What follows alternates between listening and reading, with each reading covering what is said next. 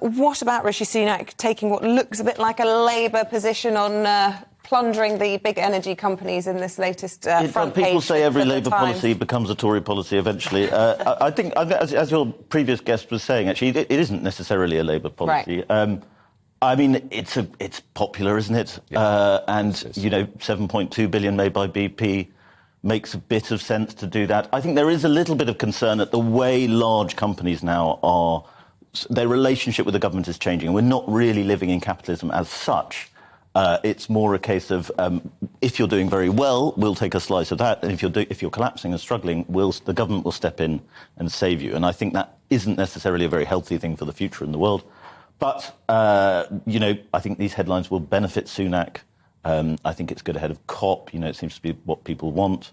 I think it's probably the right political thing to do. Whether it's right morally, financially, I'm not so sure. Thoughts on COP?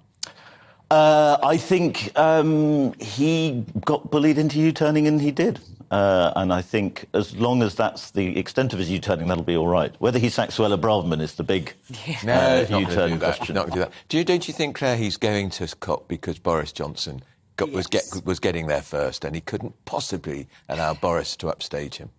I think that's partly true, but I also think Freddie's right. There's a bit of a bullying of this, and I wish he would have kept to his agreement not to go and focus on the domestic situation. I actually supported him on that because I thought it was the right thing to do. Send out your Environment Secretary, the outgoing president. I don't think he needed to do it. However, being upstaged by Boris Johnson was a risk too far politically for him, so I can understand why he's done it. I just wish this wasn't a U-turn so early on.